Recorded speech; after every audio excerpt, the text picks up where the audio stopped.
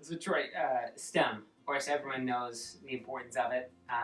But you have some exciting things, or the district has some exciting things going on involving the hospital as well with its pathway program. Can you touch on that a little bit? Sure. So when we opened up our high school in 2016, we opened it up with 5 different programs for STEM within our STEM academy, and that was one of the things that we really pushed as we worked towards getting approval to build the high school.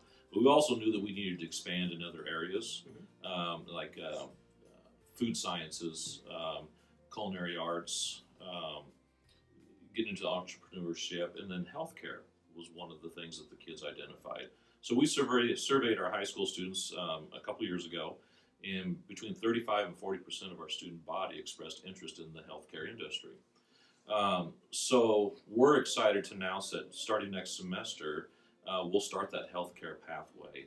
And that healthcare pathway will be in a partnership with Columbus Community Hospital. Columbus Community Hospital is hiring an RN to work with our students every single day.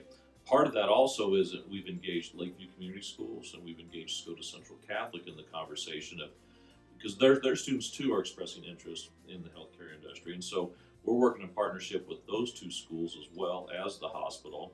CCC is now into the conversation because their new science building and are there dual credit opportunities for our students. Okay. So we're going to start with our Health Sciences 1 next semester, and that is like your CPR certification, your Stop the Bleed certification, medical terminology, and what fields are available to them in the healthcare industry. Health Sciences 2, which we'll teach next fall, along with another Health Sciences 1, try to get a new group going all the time. Health Sciences 2 will be a deeper dive into health careers.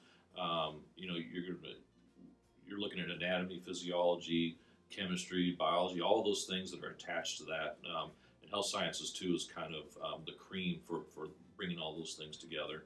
And then Health Sciences 3 would be the 3rd semester that our students would take. And that's more of that clinical experience. Our vision, and we're working with the hospital, and they have to do things on their end to make this work. Our vision is for them to be in the hospital and do at least 5 rotations over a semester, because there are so many there's so many career choices within the healthcare industry. So what if they were able to do a few weeks in emergency services or in pediatrics, or maybe they want to go to pharmacy. They want to find out what pharmaceuticals are about. Maybe they want to get into the business side of healthcare. Radiology, there's just a ton of things, a multitude of professions within one hospital that we need to expose our kids to. It's not just about RNs and doctors, even though there's a shortage of RNs. Obviously, we want our students to think about that, but there's more to it than just that. You've talked previously about, every student, they may have a different pathway in terms of what they want to do after high school. Doesn't mean there's a wrong or a right one, but there's non-traditional ones. Can you talk about the school district's role in, exposing kids to different career options and why you feel that's important? So this last year, every freshman is taking a course where we explore into those different careers. That's part of our Rule 47 accreditation into career and technical.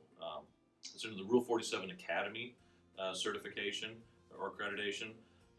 So that's the start for us. But we have to back up because we're doing things K-12. So in our elementary schools, they're being exposed to different careers, more from probably that 30,000 foot level, where they're getting exposed to, being a fireman, being a policeman, electrician, those sorts of things.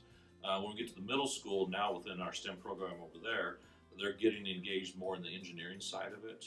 And what does it take, and what careers are associated with engineering? I mean, everything we do was probably designed by an engineer. However, what are the things, what fingers do engineers touch, or what careers do they touch with their fingers? So at the middle school. Now at the high school, we're getting a little bit more focused into different pathways. But it's our goal, and it's always been our goal, that we want all of our students, if we have 300 students graduating from our high school, every one of those kids either are going to a 4-year college or a 2-year college, or they have a skills certification. So when they walk out our door, they become very productive, and they can make a living for themselves and their families in the future. So again, 4-year, 2-year, or some kind of skill certification. That's awesome. And of course, couldn't leave without asking, are you a Star Wars guy? Am I a Star Wars guy? Oh, I love Star Wars. You see Darth Vader right there. He's great.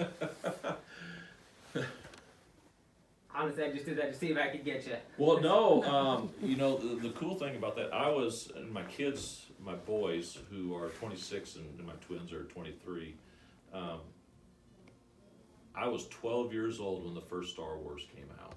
Wow. And I remember standing in line for the very first one. Now, I'm 57 now, so that tells you how old Star Wars is. Yeah.